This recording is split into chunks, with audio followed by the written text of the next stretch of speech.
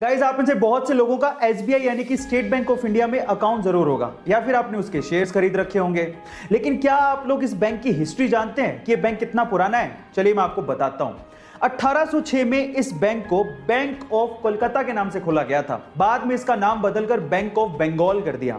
फिर Bank of Bengal, Bank of Bombay और Bank of Madras, इन तीनों को मर्ज करके इसका नाम रख दिया गया इंपीरियल बैंक ऑफ इंडिया। और आजादी के बाद 30 अप्रैल 1955 को इंपीरियल बैंक ऑफ इंडिया का नाम बदल के स्टेट बैंक ऑफ इंडिया कर दिया गया। चाहे तो आप भी एसबीआई बैंक के शेयर्स खरीद सकते हैं। ये बात है सन 1990 की, जब दिल्ली के एक व्यक्ति ने एमआरएफ कंपनी के 20,000 शेयर्स खरीदे।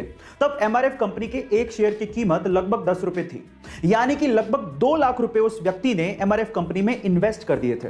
उसके बाद वो पैरालाइज्ड हो गए और लगभग 10 साल उन्हें रिकवर करने में लग गए। लेकिन 10 साल बाद जब उन्होंने एमआरएफ के 20,000 शेयर्स की बात अपने पोते को बताई और जब पोते ने पता लगाया तो वो ये सुन के हैरान रह गया कि जो 20,000 शेयर्स उन्होंने लगभग 2 लाख रुपए में खरीदे थे, तब उनकी कीमत 130 करोड़ रुपए हो चुकी थी। और आज के वक्त उन 20,000 शेयर्स की कीमत लगभग 160 करोड़ रुपए हो चुकी है। गाइस, इसको कहते हैं इन्वेस्टमेंट की पावर।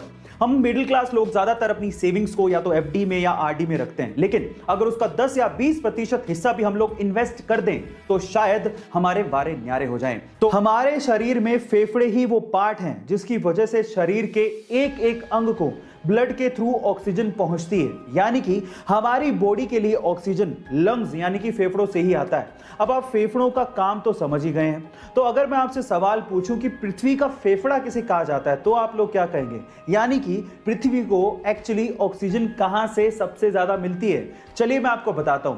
पृथ्वी का फेफड़ा कहा जाता है अमेज़न के जंगलों को, जो कि दुनिया के सबसे बड़े रेन फॉरेस्ट माने जाते हैं, जहां से पृथ्वी को 20% यानी कि 20% ऑक्सीजन मिलता है।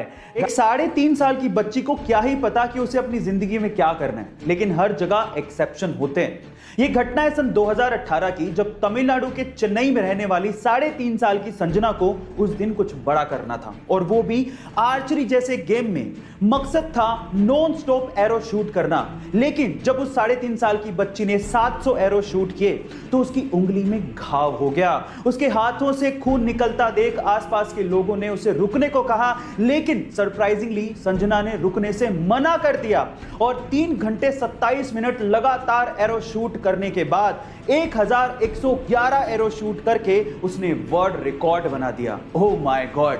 गाइस, आपका संजना के बारे में क्या ख्याल है? चैट सेक्शन में जरूर लिखेगा और ऐसे अमेजिंग वीडियोस के लिए शेयर, सब्सक्राइब एंड लाइक। मिलता है अगली वीडियो में।